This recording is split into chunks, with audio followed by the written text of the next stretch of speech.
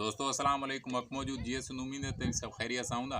Social media ते हिकिड़ो video हलंदड़ आहे कादिर मंगसी साहब जो हिन ते तंग नज़र क़ौम परस्ती जे ख़िलाफ़ जेको हुनजो बयानु आयल आहे उन ते हिकिड़ो नंढड़ी ॿ ॻाल्हि मूंखे बि करणी उहो इन करे त नेशनलिस्ट हुजणु क़ौम परस्त हुजण खां बुरी ॻाल्हि कोन्हे का।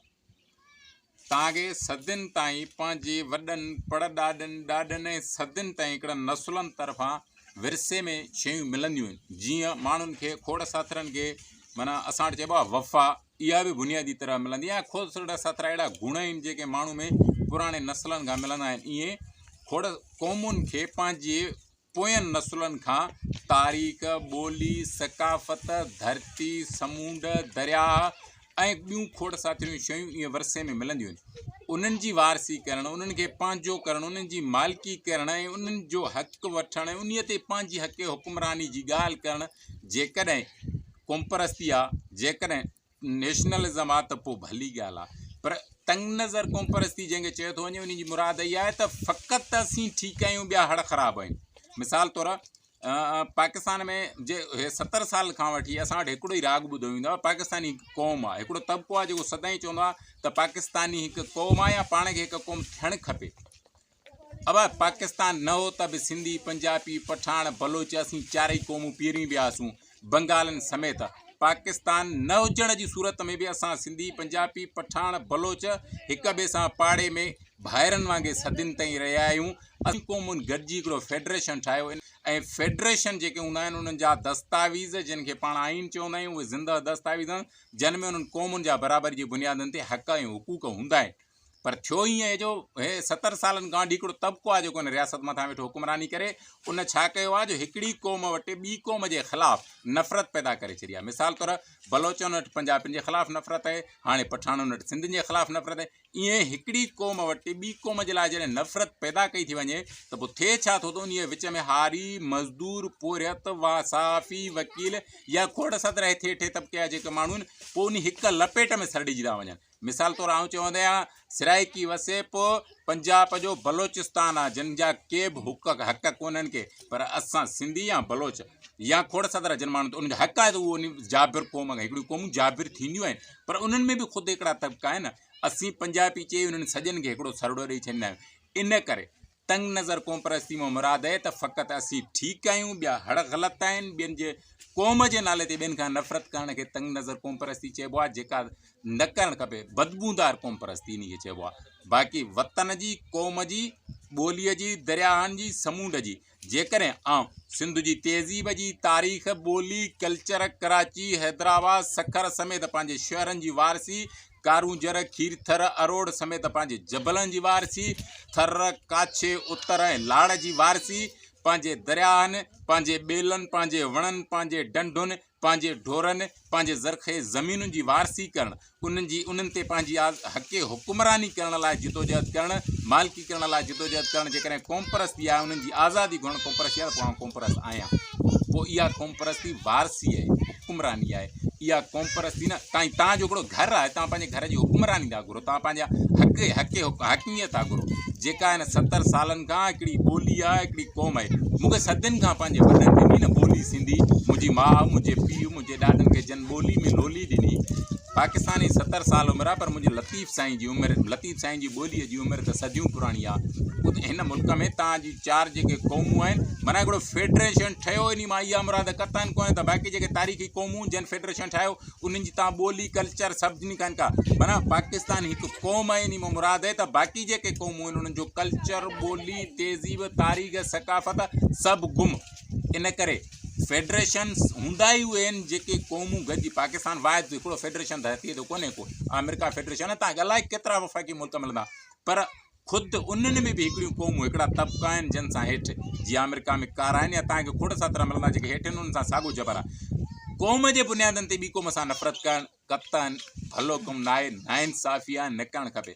इन ते हिकिड़ो नंढिड़ो मिसाल आहे, इंडियन, पाकिस्तानी, पंजाबी, पठान, बलोच, ईरानी, अफ़गानी या कहिड़ो बि माण्हू हुजे, जेकॾहिं सऊदी मिसाल तौरु वञे त उहो मज़दूर आहे, त छा उनखे हिकिड़े मज़दूर खे ॿिए मज़दूर खां वधीक पघार ॾिनी वेंदी?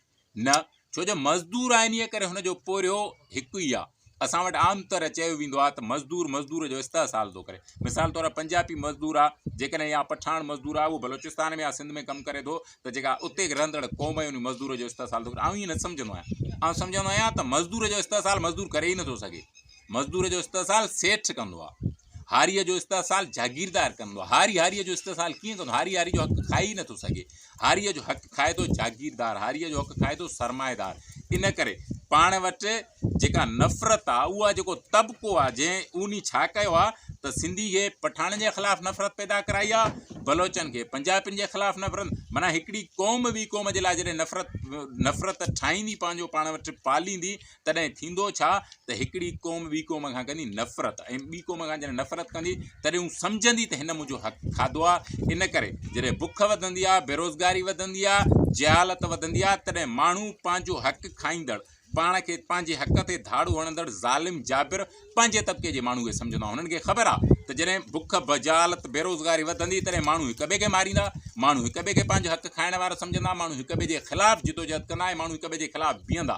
पर हक़ीक़त इहा आहे त जॾहिं बुख बदहाली जहालत नाइंसाफ़ी जबर ज़ुल्म ऐं ॾाढ वधे, तॾहिं हिकिड़ो तबिको जेको ॿिए तबिके खे पाण जहिड़े खे दुश्मन थो सम्झे, उन खे न, पर जेको हक़ीक़ी इस्तेसाल करे थो उन जे ख़िलाफ़ु बीहे। असां वटि हिकु तबिको जेके असांखे चवंदा आहिनि सिंधी ऐं बलोच आज़ादी जी ॻाल्हि था कनि, उहे चवंदा असांखे आज़ादु खपे, मुल्क खे ॾायो। असांखे असीं आज़ादी पसंदि आहियूं, त आज़ादी जी ॻाल्हि करणु किथे जी नाइंसाफ़ी आहे? तई पंहिंजी आज़ादीअ जी ॻाल्हि करी उहा जबर आहे। हिकिड़ो तबिको आहे जंहिंजा घर असांखां अलॻि, जंहिंजा बंगला अलॻि, जंहिंजा मां त चवंदा आहियां कुता बि उन्हनि जा असांखां, उन्हनि जी ॿोली, उन्हनि जी रहणी, उन्हनि जी कहणी, उन्हनि जो उथणु, उन्हनि जो वेहणु, सभु कुझु अलॻि आहे। तव्हां धार त तई करे वेठा आहियो न हिकिड़े तबिके खे, तव्हांजूं त सभु शयूं अलॻि आहिनि न।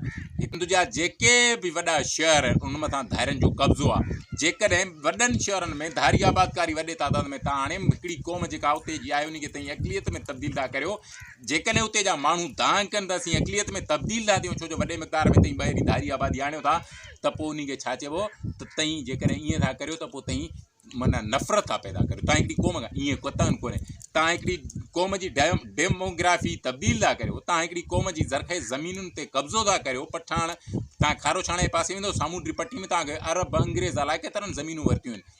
दुनिया में कोई अहिड़ो मुल्क आहे जिथे पठाणनि जूं कॉलोनियूं, बिहारियुनि जूं कॉलोनियूं, पंजाबियुनि जूं कॉलोनियूं, तव्हांखे सिंध में अलाए केतिरियूं कॉलोनियूं ॻोठ मिलंदा जेके पंजाबियुनि, बिहारियुनि, पठाणनि ऐं बंगालियुनि जे नाले सां आहे। असीं त वॾी कुशादी दिलि वारा सिंधी माण्हू आहियूं, असां त सभिनी खे भलीकार कई आहे। जेके माण्हू बलोच पठाण हिन मुहाजिरनि जी सूरत में जेके पंहिंजी क़ौम, पंहिंजे वतन जे माण्हुनि खे, पंहिंजे मुल्क जे माण्हुनि खे मज़हब जे इंतिहा पसंदीअ जे नाले ते रत में रंगिया, असां उन्हनि खे दिलि में जाइ ॾिनी। इहा ॿी ॻाल्हि आहे त उन्हनि माण्हुनि मोट में सिंधी माण्हुनि खे छा ॾिनो आहे। इन हे जेका असां नओं ट्रेंड लथल आहे त अचो त पाण जहिड़नि ते तनक़ीद करियूं, पंहिंजनि ते तनक़ीद करियूं, पंहिंजी अॻुवाणी कंदड़नि ते तनक़ीद करियूं, पंहिंजनि माण्हुनि ते तनक़ीद करियूं। मिसाल तौरु कादिर मक्सी साहिब ते तनक़ीद करणु सवल ई आहे, सनान खान कुरैशी ते तनक़ीद करणु सवल ई आहे, राशिद महमूद ते तनक़ीद करणु सवल ई आहे। पर इहे साॻा ई माण्हू जेके करप्ट जर्नल आहिनि, जिन खे अरबनि रुपयनि खरबनि रुपयनि जी ज़रख़ेज़ ज़मीनुनि ते कब्ज़ा करियो, हिते जी मिल्कियतूं खणी ॿाहिरीं दुनिया में उन्हनि जे ख़िलाफ़ु छो था ॻाल्हायो? में जेके कल्ह पहिरियों गाड़े जागीरदार जाइल मिनिस्टर बणिया, जेके अक़ीदे परस्त, पीर परस्त, गादी नशीन जेके कल्ह वज़ीर ऐं मिनिस्टर बणिया, उहे अॼु अरब खरबपति थी विया आहिनि। उन्हनि जे ख़िलाफ़ु छो था ॻाल्हायो? पावर ख़िलाफ़ु ॻाल्हायो न। जेके अरबनि, जेके क़ौमूं सॼियूं विकिणियूं वञनि, उन्हनि जे ख़िलाफ़ु तनक़ीद करणु खपे न। हीअ त पंहिंजा आहिनि, हीअ त पंहिंजा माण्हू आहिनि। ईअं कतन कोन थो चवां त माण्हू जे ग़लतियुनि ख़िलाफ़ु न ॻाल्हाइणु खपे, तनक़ीद न करणु खपे, पर जाइज़ न। पर सच इहा आहे त जॾहिं दुश्मन वॾो हुजे, अॻियां हुजे, ज़ाहिर हुजे, त सभ खां पहिरीं उन वॾे दुश्मन ते तनक़ीद करण जी ज़रूरत आहे ऐं वॾे दुश्मन जी निशानदाही करण जी ज़रूरत आहे। हीअ त पंहिंजा आहिनि, हीअ त पाण सां गॾु आहिनि, त पंहिंजे ॾुखे वक़्त में पाण सां गॾु बीहंदा आहिनि। इन करे जेकॾहिं वाक़ई में ताईं सचा सोशल मीडिया इस्तेमालु कंदड़ जेके अॼु क़ौम परस्ती जे नाले ते डॉक्टर कादिर मक्सी, सनान खान कुरैशी, राशिद महमूद जहिड़नि इहा खोड़ सतरनि माण्हुनि ते वॾे तादाद में तनक़ीद था करियो, तई जेकॾहिं वाक़ई बुर्दबार आहियो, वाक़ई में क़ौम दोस्त आहियो, वाक़ई में क़ौम जा सॼण आहियो, त पोइ जागीरदारनि, जर्नलनि ऐं सरमेदारनि ऐं उन अपर क्लास तबिके ते तनक़ीद करियो, जेका सिंधी, बलोच, पठाण क़ौमुनि जूं विकिणियो था छॾनि, जेके क़ौमुनि जूं तारीख़, तहज़ीब, सक़ाफ़त विकिणियो छॾनि, जेके ज़रख़ेज़ ज़मीनूं, जबल, गैस, कोयला सभु विकिणियो छॾनि, हक़ीक़त में तनक़ीद जा लाइक़ु उहे आहे। इन करे बुर्दबारी, वतन दोस्ती ऐं क़ौम दोस्ती इन ॻाल्हि में आहे त सभ खां पहिरीं पंहिंजे तबिके, पंहिंजी क़ौम जे माण्हुनि खे सुञाइण जी ज़रूरत आहे, पंहिंजनि खे सुञाइण जी ज़रूरत आहे ऐं पंहिंजनि जे सिफ़ुनि में वेठल दुश्मननि खे सुञाइण जी ज़रूरत आहे। ऐं जेकॾहिं मूं पहिरीं बि चयो त पंहिंजी धरती ॿोली माण्हुनि दरियानि समुंडनि जबलनि खबड़नि वणनि गाहनि ॿूटनि ऐं पंहिंजे ज़रख़ेज़ ज़मीनुनि समेत जेके बि मादनियात जा वसीला उहे कराची जी सामूंडी पटी समेत जेके बि आहिनि उन्हनि जी वारसी करणु उन्हनि जी आज़ादी जी ॻाल्हि करणु ऐं उन ते पंहिंजी हक़ हुकुमरानी जी ॻाल्हि करणु जेकॾहिं क़ौम परस्ती आहे त पोइ सभिनि खां वॾो क़ौम परस्त आउं आहियां। हक़ मौजूद GSN।